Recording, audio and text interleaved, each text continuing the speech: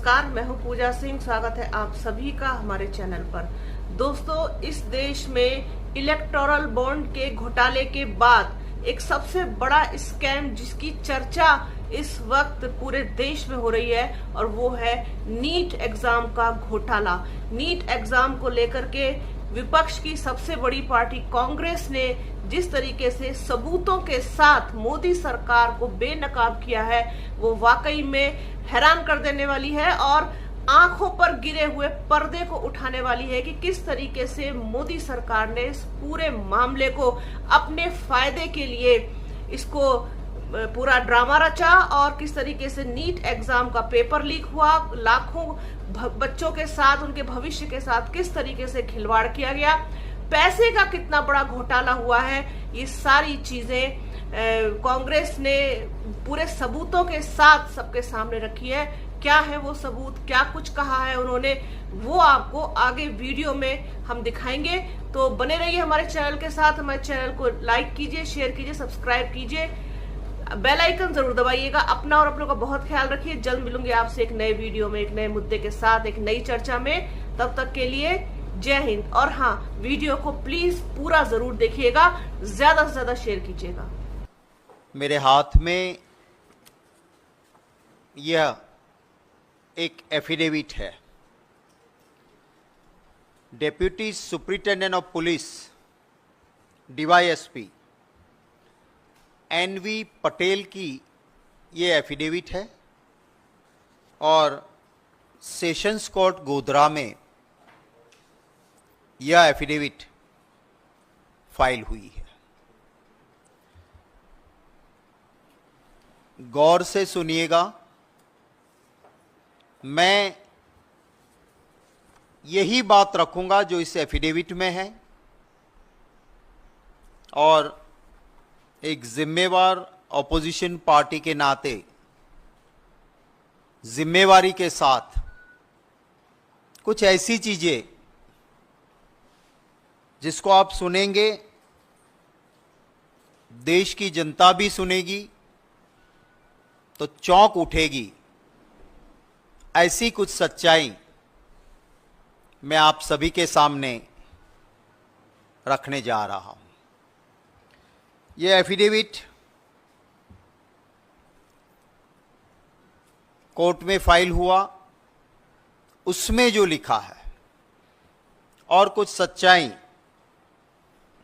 आप सब जानते हो कि सुप्रीम कोर्ट के सामने सरकार ने कहा कि नीट की एग्जाम में कोई धांधली नहीं, पेपर लीक नहीं हुआ। भारत सरकार ने, मंत्री ने कह दिया सब चंगासी। Deputy superintendent of police on oath affidavit पे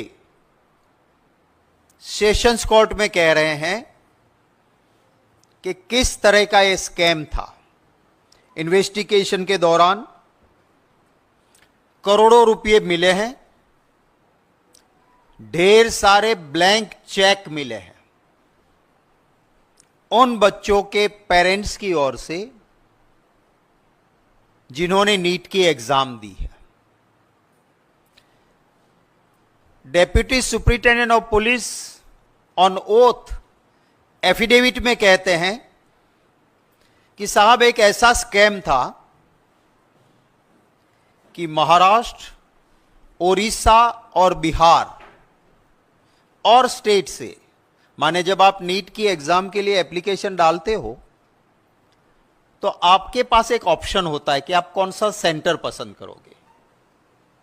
और अगर उस सेंटर में, एक सेंटर में 300 स्टूडेंट बैठ सकते और एप्लीकेशन 500 की आ गई तो फिर कंप्यूटराइज्ड ड्रॉ होता है कि कौन से स्टूडेंट वहां जाएंगे, पर आपको चॉइस मिलती है। तो ये एफिडेविट कहता है कि बिहार, ओडिशा, महाराष्ट्र और कई राज्यों से जिनके साथ इनका सेटिंग हो गया, उनसे एडवांस पैसे लिए, एडवांस में ब्लैंक चेक लिया और उनको कहा गया कि आप जब नीट का एप्लीकेशन लिखो उसमें लिखो कि हमें हमारा सेंटर जय जलाराम स्कूल गुजराती मीडियम ही चाहिए। माने आप समझ सकते हो कि गोधरा डिस्ट्रिक्ट में जहां एयरपोर्ट नहीं है सेंटर पे, वहां कोई उड़ीसा से, कोई बिहार से, कोई महाराष्ट्र से एग्जाम देने जा रहा है। क्यों जा रहा है? क्योंकि एक सेटिंग हुई, इस एफिडेविट की बातें मैं कर रहा हूं। हां, मैं मेरा नहीं कह रहा हूं, डीवाईएसपी की एफिडेविट बोल रहा हूं। वहां से लोग आए, सेटिंग ये थी कि आपके बच्चे को 100% मार्क्स मिला के मेडिकल में एडमिशन मिले, तब हम ये ब्लैंक चेक में पैसे भरेंगे। और कौन सी मेडिकल कॉलेज में आप जाते हो उसके रेट थे, इसलिए ब्लैंक चेक। और 10-10 लाख रुपए एडवांस लिए गए थे। तो ये आप समझिए कि क्या मामला था कि जय जलाराम स्कूल में आप गए, आपके बच्चे को कह दिया कि अगर जो आपके पास पेपर आता है उसमें आपको जो आंसर आता है 100% श्योर हो उसको टिक करो, बाकी ब्लैंक छोड़ दो। अच्छा, नीट के बारे में एक और बात आपको बताता हूं कि जैसे हम सब बाकी एग्जाम देते हैं ऐसे नहीं है। नीट के अंदर OMR होता है, ऑप्टिकल मार्क्स रिकग्नाइजेशन शीट। माने एक ऐसा पेपर होता है जिसके अंदर आपको ऑप्शन मिले 4, देश का कैपिटल कौन सा शहर है करके 4 जगह दी होती है। तो आपको दिल्ली लिखना है तो उसके सामने एक स्क्वायर ब्लॉक होता है, उसमें आपको साई से उसको भर देना है। और ये OMR शीट ऐसा होता है कि वो कंप्यूटर रिकॉग्नाइज करता है। फिर आपने एग्जाम दे दी, फिर कोई ह्यूमन इंटरवेंशन नहीं होगा, कंप्यूटर में वो पेपर डालेंगे, वो कंप्यूटर आपको मार्क्स दे देगा। वो OMR शीट में कहा गया कि आपको जो चीज 100% आती वो लिखो, बाकी खाली छोड़ो। फिर क्या होता है कि आपने एग्जाम दे दी तो एक बैग में सील होते पेपर्स और उसका कुरियर करना होता है। ये एफिडेविट के हिसाब से, मैं नहीं कह रहा हूं, डीवाईएसपी कह रहा है इन्वेस्टिगेशन के बाद, कि यहां पे जिनका सेटिंग हुआ था उनके नंबर का लिस्ट था, वो पुलिस ने रिकवर किया। उसके सामने ब्राउन एंड रेड सर्कल किए थे कि इतने स्टूडेंट्स के पैसे आ गए हैं। उस स्टूडेंट्स के नाम के सामने जो AMR सीट का सीट नंबर था वो पेपर निकाले, जहां पे इन्होंने नहीं आते थे, वो आंसर नहीं भरे थे, वहां ये गुनेगारों ने वहां पे राइट आंसर टिक कर दिए। फिर से बैग को सील किया और कुरियर करके भेज दिया। माने जो 100%, माने जितने मार्क्स है उतने 100% मार्क्स क्यों मिले? क्योंकि स्टूडेंट को जितना आता था खुद लिखा 100%, बाकी जो ये और एक्यूज्ड कौन है मैं उसके बारे में आपको बताता हूं। एक्यूज नंबर 1 जो पहला गुनेगार है वो है तुषार रजनीकांत भट्ट। वो नीट परीक्षा के लिए, नीट की एग्जाम के लिए सेंटर सुपरिटेंडेंट है। और वो जय जलाराम स्कूल जो है, जय जलाराम पे अभी आप बाद में सुनेंगे कि क्या उसका जय जयकार है, वो मैं बताऊंगा आपको। पर ये जो जय जलाराम स्कूल है उसके अंदर वो प्रोफेसर है और उसको नीट का डेप्यूटी सेंटर सुपरिटेंडेंट बनाया गया। वो गुनेगार नंबर 1 है। उसके बाद है नंबर 2 पुरुषोत्तम महावीर प्रसाद। वो है पूरे नीट की एग्जाम के लिए सिटी कोऑर्डिनेटर माने एक ही सेंटर नहीं, जितने सेंटर्स उधर है उनका सिटी कोऑर्डिनेटर है। और वो कौन है? जय जलाराम का प्रिंसिपल है। जय जलाराम याद रखिएगा आप जरा, क्योंकि जय जलाराम की आगे बात आएगी। ये दो मेन एक्यूज्ड ये हुए। फिर 3 और लोग हैं। ये दोनों इन्हें क्या काम किया कि कहलवा दिया कि स्टूडेंट को तुम्हें नहीं आता है वो ब्लैंक छोड़ो। ये दोनों की जिम्मेवारी थी कि पेपर्स बक्से में सील करें और तुरंत कुरियर करें। इन्होंने बक्से में पेपर डाले, फिर सील खोला, सही आंसर्स कर दिए टिक, पैक किया बक्सा और भेज दिया। ये इन्वेस्टिगेशन के बाद ये एफिडेविट में डेप्यूटी सुपरिटेंडेंट ऑफ पुलिस कहते हैं। 3 और लोग पकड़े गए हैं। ये जेल के अंदर हैं ये दोनों लोग। 3 और पकड़े गए हैं, जिसमें एक है परशुराम बिंदनाथ, एक है विनोद आनंद और इन दोनों के ऊपर एक है आरिफ वोरा। आरिफ वोरा, इनका काम क्या था कि जो सेटिंग वाले जो स्टूडेंट्स नीट दे रहे हैं उनके मां बाप को मिलना है, उनसे एडवांस लेना है और ब्लैंक चेक लेना है।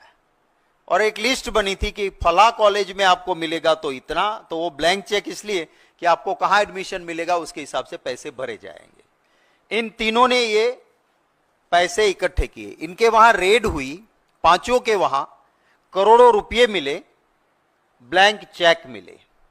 अब मैं जो ये आरिफ वोरा जनाब है वो क्या है? वो बीजेपी के वाइस प्रेसिडेंट है मोर्चा के माइनॉरिटी डिपार्टमेंट के। और उनकी तस्वीरें कहां कहां है, फर्स्ट पार्ट दिखाइए जरा।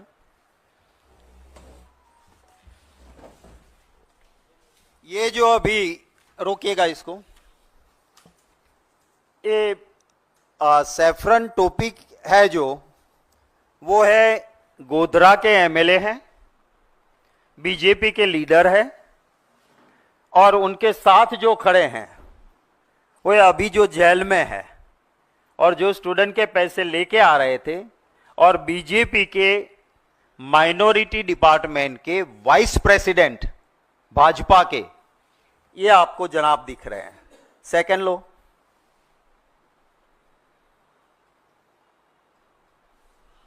रोको, थोड़ा ऊपर ले सकते हो इसको। प्रधानमंत्री जी के साथ ये इनका प्रोफाइल है। ये अभी जेल में, ये जनाब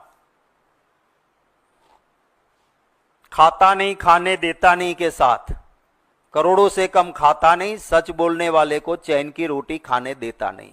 नेक्स्ट, ये युवा नेता है बीजेपी का, वो पुष्पगुच्छ दे रहे हैं इनको। नेक्स्ट, ये एक्स मिनिस्टर है, बीजेपी के विधायक है। उनके साथ ये जो बीजेपी का कमल वाला जो खेस पहने हुए हैं वो अभी जेल में है। भाजपा के वाइस प्रेसिडेंट माइनॉरिटी डिपार्टमेंट, क्योंकि ये इसको अब ये पूरा लाइसेंस मिल गया है भ्रष्टाचार करने का, क्योंकि कमल वाला खेस पहना है। नेक्स्ट,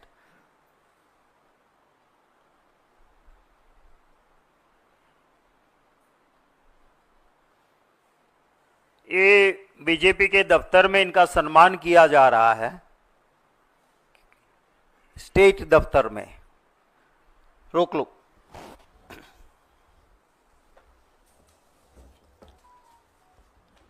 इन लोगों ने मिलके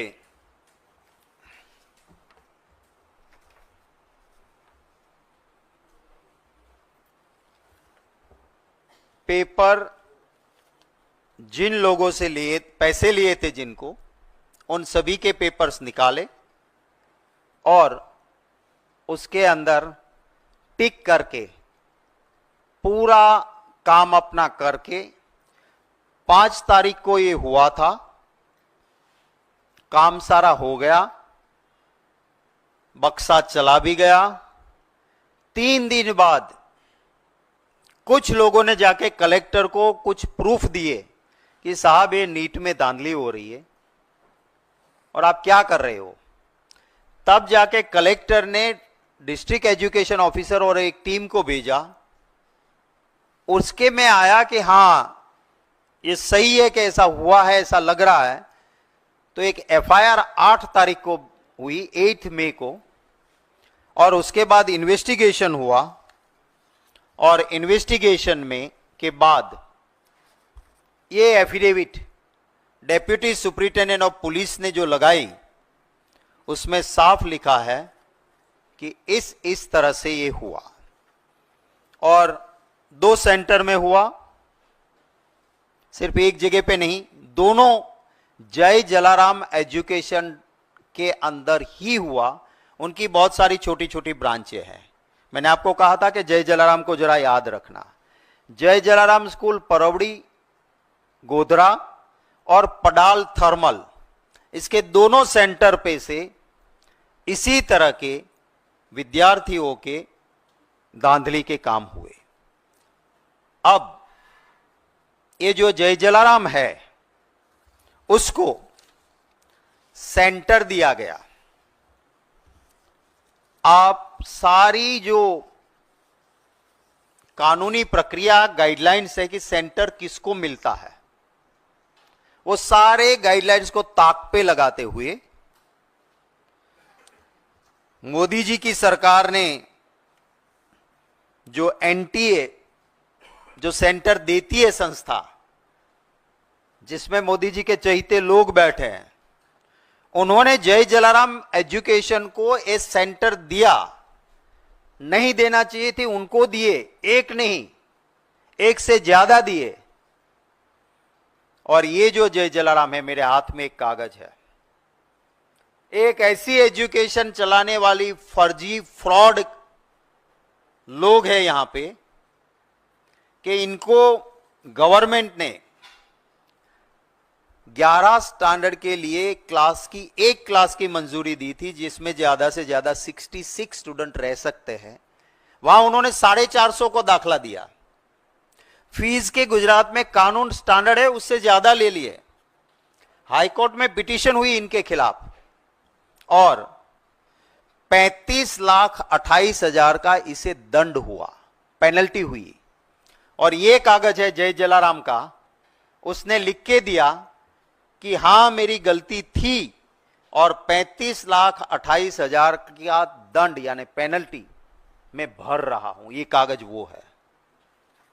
कोई भी प्रूडेंट मैन, जहां देश के लोगों की जिंदगी के साथ डॉक्टर्स का नाता होने वाला हो, ऐसे डॉक्टर्स के सिलेक्शन में नीट जैसी एग्जाम के लिए एक ऐसे आदमी को आप सेंटर देंगे क्या कि जो फ्रॉड करता है, जो प्राइवेट है, जिसे कोई लेना देना नहीं। पर ये क्यों मिला, इसको सेंटर क्यों मिला? पार्ट 2 दिखाए फोटोग्राफ्स के, आप देखिएगा जरा इसको, रुकिएगा इसको। ये इसकी एक स्कूल है जिसको इनॉग्रेशन करने के लिए मोदी जी की एक जमाने में खास मंत्री, इस बार चुनाव जो हार गई, स्मृति ईरानी जी, ये गई है। इसको ऊपर थोड़ा कर सकते हो भाई? कैन पिक्चर थोड़ा ऊपर आ सकता है? नहीं, फर्स्ट वही, हाँ ये है।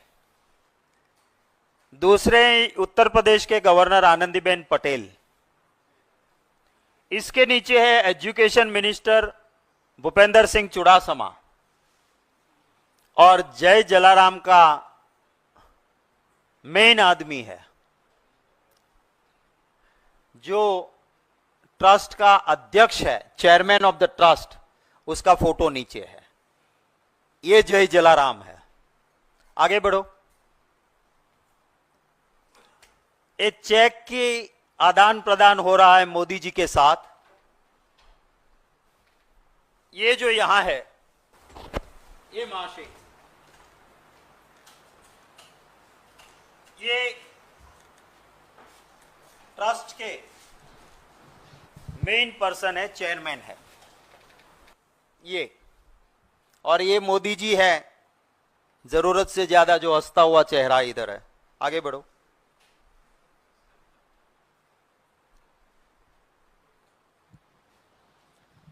ये स्मृति जी के पास ये जय जलाराम के चेयरमैन बैठे हुए हैं बगल में।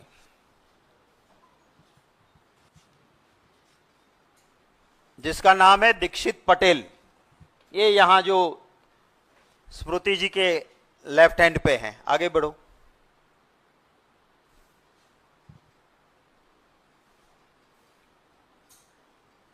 ये स्मृति जी को स्मृति चिन्ह मिल रहा है।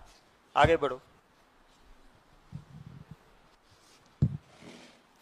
ये दूसरे भाजपा के मंत्री हैं, ये स्कूल के चेयरमैन, जय जलाराम के चेयरमैन इनको तस्वीर दे रहे हैं बुला के। आगे बढ़ो।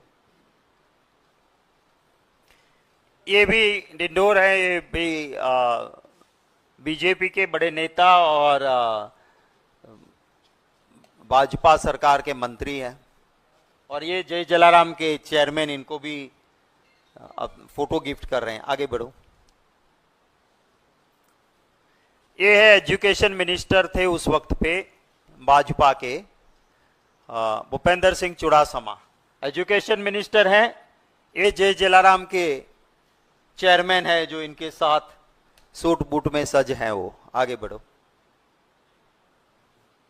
ये गुजरात के मुख्यमंत्री है भाजपा के, विजय रूपाणी जी, और ये जय जलाराम के चेयरमैन हैं। आगे बढ़ो, शायद लास्ट होगा। हाँ, ये विजय रूपाणी जी चीफ मिनिस्टर थे उस वक्त पे, भाजपा के नेता। उधर राइट साइड में आप देख सकते हो कि जय जलाराम के चेयरमैन हैं, उसके पास में बगल में खड़े हैं वो एजुकेशन मिनिस्टर हैं। आगे शायद लास्ट होगा। ठीक है।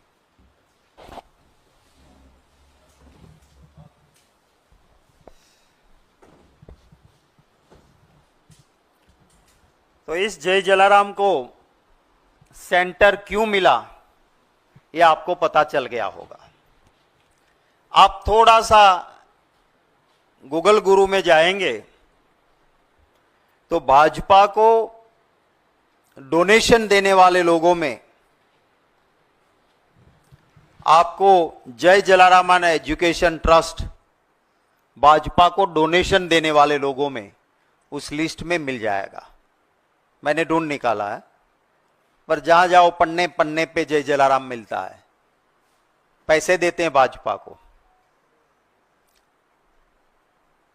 ये चाल चलन और चरित्र भारतीय जनता पार्टी का मैंने आपके सामने रखा है। मेरे कुछ सवाल है।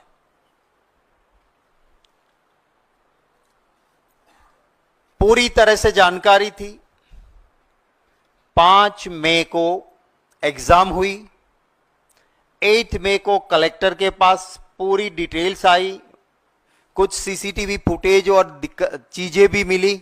सीसीटीवी फुटेज में मिला कि ये जो एक्यूज नंबर 1 और 2 जय जलाराम वाले हैं, जिनको बैग में सील करके कुरियर करना था, वो एक रेस्टोरेंट पे रुकते हैं। That is also part of this affidavit. और वहां सीसीटीवी फुटेज में से प्रूफ मिले, बक्सा खोला, नंबर वाले सीट्स निकाले, ओएमआर सीट्स, जहां ब्लैंक स्टूडेंट ने छोड़ा था वहां राइट सही जवाब लिख दिया, बक्सा सील किया और कुरियर किया। ये जानते हुए भी सुप्रीम कोर्ट के सामने सरकार ने झूठ कहा कि नीट में कोई धांधली नहीं हुई है। तो it's a contempt of court, it's a serious contempt of court. Honourable supreme court भी इसका जरूर संज्ञान लेगी, मैं मानता हूं। पर मेरा पहला सवाल यह है कि झूठ सरकार सुप्रीम कोर्ट के सामने क्यों बोली? This is my first question. मेरा दूसरा सवाल है कि जहां पे भाजपा की ही सरकार है, ऐसे गुजरात में जब deputy superintendent of police on oath sessions court के सामने कहते हैं कि इस तरह से इस मॉडेस्ट ऑपरेटिव के साथ